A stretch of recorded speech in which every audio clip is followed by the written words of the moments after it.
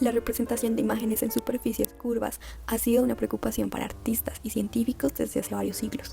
Sin embargo, fue en el siglo XIX cuando proliferaron representaciones de artistas que se alejaron de la perspectiva cónica de Filippo Brunelleschi.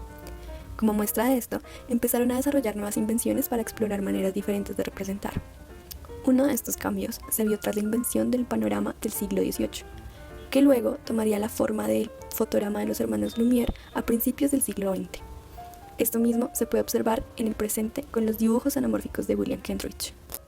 Al ver estas representaciones nos surge la duda sobre ¿cómo están construidas para crear la ilusión de linealidad en una superficie curva? Con esto en mente, nuestro propósito es mostrar que tanto en la fotografía panorámica de la Plaza de la Concordia en París, parte del fotograma de los hermanos Lumière, como en la obra Medusa de William Kentridge, se realiza una deformación anamórfica de la imagen utilizando distintos métodos de representación pictórica apartados de la perspectiva cónica tradicional para que, al ser observados desde un punto de vista fijo, tomen una forma proporcionada y clara. El fotograma fue un dispositivo inventado en Francia para la Exposición Universal de París del año 1900 por los hermanos Louis y Auguste Lumière. Este era una suerte de iteración del panorama clásico que, en lugar de exponer pinturas de gran formato, exhibía fotografías que mostraban una vista de 360 grados, que luego eran proyectadas sobre los muros de un espacio circular de 20 metros de circunferencia y 6 de altura. Para capturar estas imágenes, los hermanos utilizaban un dispositivo también inventado por ellos mismos llamado perifoto,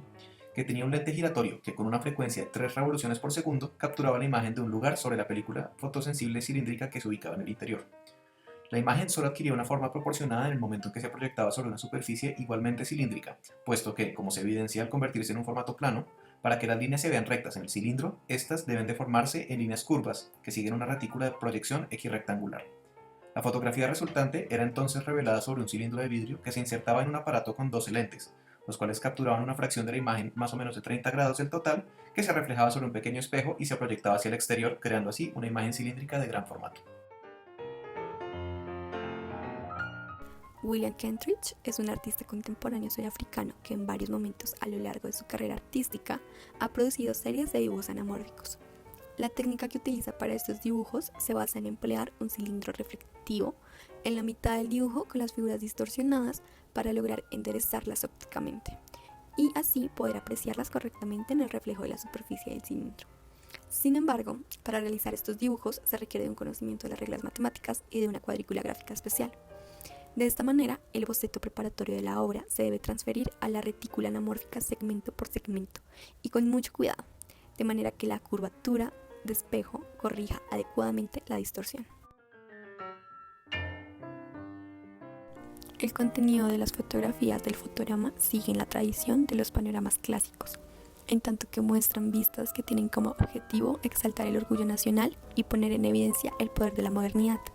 En el caso de la fotografía de la Place de la Concorde de París, se busca exhibir aquel espacio, símbolo de la Revolución Francesa, muestra del poder del imperio napoleónico y ejemplo de los espacios modernos de la París de la Revolución de Haussmann.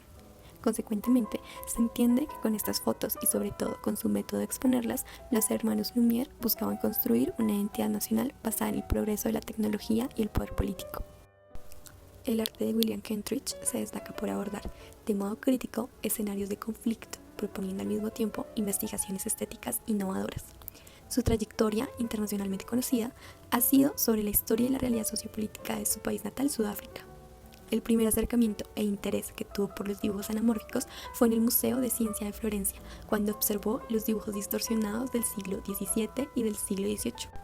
Precisamente Medusa fue una de las primeras representaciones anamórficas de Kentridge. Aquí representa la mitología clásica de Medusa en relación a la técnica utilizada en estos dibujos, ya que en los inicios de los dibujos anamórficos se debían guiar por el reflejo del cilindro, como en el caso de Medusa, que no se debía observar directamente, sino a través de un reflejo. Son precisamente estos dibujos anamórficos lo que demuestran las metáforas con las que trabaja Kentridge y cómo se transforman en nuevas formas a través de su técnica característica de modificación. Lo que evidencia las dos obras es que para crear una imagen proporcionada sobre una superficie curva, es necesario alterar la manera en que se construye, por lo que las normas de representación tradicionales de la perspectiva lineal ya no aplican de la misma manera en estas situaciones. Esto significa que, aunque se sigue teniendo en cuenta los principios de la perspectiva como el punto de fuga, la representación a punta de líneas rectilíneas debe transformarse para poder crear imágenes ilusorias. Así pues, con el fin de dar la ilusión de volumen y forma sobre una superficie curva, ambos formatos requieren de la utilización de líneas y retículas compuestas principalmente por líneas curvas, que al verse distorsionadas por la proyección sobre una superficie curva, dan la ilusión de tener una forma diferente que se asemeja a las proporciones reales del sujeto representado. No obstante, dado que ambas imágenes se observan desde puntos de vista diferentes, el método necesario para su creación varía en aspectos básicos. En el caso de Medusa, el espectador ve la imagen reflejada sobre la cara exterior de un cilindro, mientras que en el fotograma la imagen se observa desde el interior del cilindro. Además, en el caso de la primera, la imagen se construye sobre un formato plano que se ubica perpendicularmente al cilindro, mientras que en la segunda se crea sobre un soporte que está paralelo a la dirección de la superficie donde será proyectado. Esto, desde luego, significa que aunque las imágenes se crean siguiendo retículas basadas en líneas curvas, la deformación que hay que aplicar sobre las imágenes construidas es bastante diferente. En el caso de Kentridge, la imagen se construye pensando desde la deformación de la imagen, invirtiendo la distorsión causada por la superficie reflectiva al extender y distribuir las líneas del dibujo sobre una retícula de coordenadas polares. Esto causa que en el momento de ver la imagen en el espejo, las partes de la imagen que antes estaban ampliamente distribuidas sobre la superficie se ensamblen nuevamente en una forma sintetizada que el ojo ve como una imagen sin distorsión.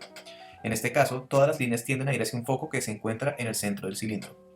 En cambio, las fotografías del fotograma se adaptan a una retícula equirrectangular, donde las coordenadas de una esfera se traducen a un formato plano, donde las líneas horizontales se deforman creando arcos que confluyen en dos puntos, que actúan como los puntos de fuga. En el caso de una fotografía, el ángulo capturado no es el de la totalidad de una esfera, sino el del ángulo de visión del ser humano. De esta forma, cuando la imagen se sobrepone en una superficie curva, las líneas retoman la forma que tendrían en una esfera o en el cono visual del ojo humano, creando la ilusión de ser una imagen sin distorsión. Como se puede ver, los sistemas de representación de imágenes en superficies curvas han existido desde siglos atrás